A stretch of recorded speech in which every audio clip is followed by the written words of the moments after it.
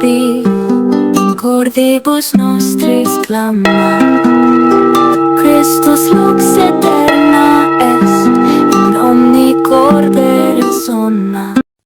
प्रिय मसीही भाइयों और बहनों, लूका से आज का सुसमाचार पाठ हमें अपने प्रति ईमानदार रहने के लिए आमंत्रित करता है। यीशु कहते हैं, फरीसियों के ख़मीर से सावधान रहो, जो कपट है। जो कुछ छिपा है वह सदा छिपा नहीं रहेगा। ये शब्द प्रभावशाली हैं। यीशु हमें एक ऐसे खतरे के बारे में चेतावनी दे रहे हैं जो धीरे धीरे हमारे विश्वास को नष्ट कर देता है। पाखंड। पाखंड तब शुरू होता है जब हम अच्छा होने की बजाय अच्छा दिखने पर ज्यादा ध्यान देते हैं। यह तब होता है जब हम धार्मिकता से काम करते हैं, भले ही हमारा हृदय ईश्वर से दूर हो। पोप फ्रांसिस ने एक बार कहा था, पाखंड आत्मा का एक रोग है जो हमें सुसमाचार के आनंद से वंचित करता है। ईश्वर नहीं चाहते कि हम मुखौटे पहनें। वह चाहते हैं कि हम ईमानदार और सच्चे रहें। अविला की संत तेरेसा ने कहा, प्रार्थना प्रेम का एक कार्य है। प्रेम करने के लिए आपको पहले वास्तविक होना चाहिए। यीशु चाहते हैं कि हम उनके साथ वास्तविक रहें।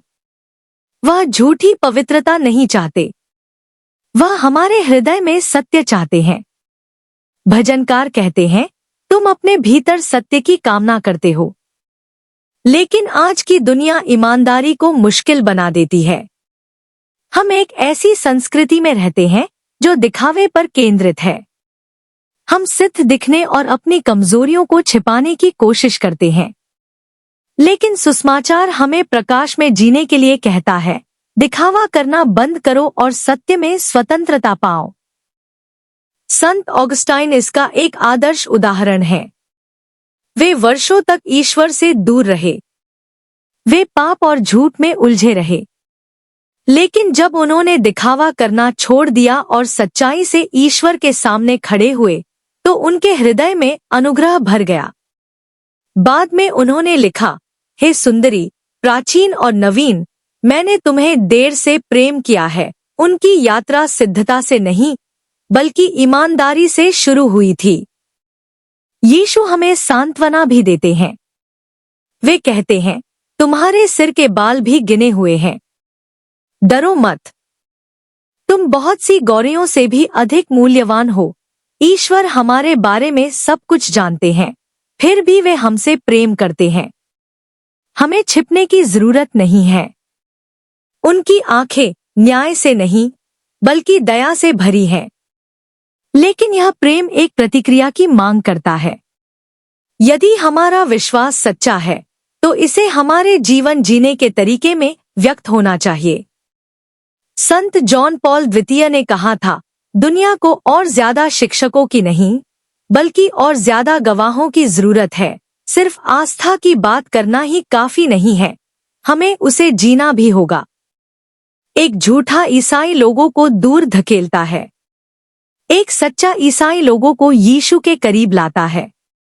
आइए हम अपने दिलों में झांकें। क्या हम मुखौटे पहनते हैं? क्या हम चर्च आते समय क्रोध पालते हैं? क्या हम क्षमा की बात तो करते हैं, लेकिन क्षमा करने से इनकार करते हैं? क्या हम कहते हैं कि हम ईश्वर में विश्वास करते हैं और ऐसे जीते हैं जैसे उनका अस्तित्व ही नहीं है? यीशु हमें बदलने के लिए कहते हैं, अपने छिपे हुए स्वभाव को उनके उपचारात्मक प्रकाश में लाने के लिए। हमें ऐसे समुदाय भी बनाने चाहिए जहां ईमानदारी सुरक्षित हो और कमजोरियों का सामना दया से हो। संत बेनेडिक्ट ने अपने भिक्षुओं से कहा था, धर्मांतरण के मार्ग से मत डरो।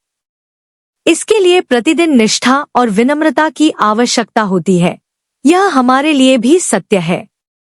धर्मांतरण कोई क्षणिक क्षण नहीं है। यह सत्य में जीने का एक दैनिक चुनाव है।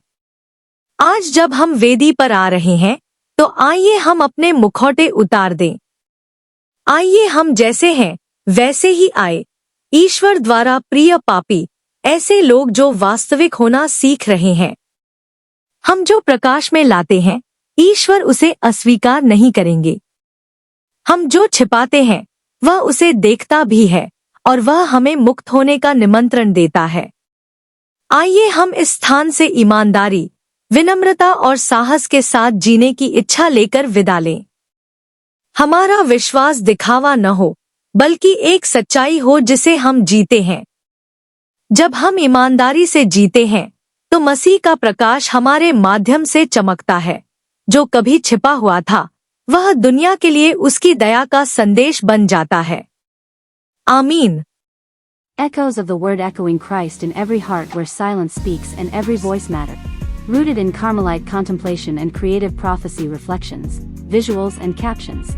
Crafted with love and multilingual. Inclusive. Spirit-led. You are not just a viewer, you are part of the echo. Join a community that honors every voice. Let the word resound through hearts, screens, and lives. Welcome home. May every post be a prayer, every image a window to grace. Subscribe, share, commit. Prayer requests and mass intentions. We believe in the power of prayer and the grace of community. If you'd like us to lift your intentions in prayer or include them in our mass offerings, you can write to us. Email, echosofttheword@proton.me. Mobile phone WhatsApp, +918981223485.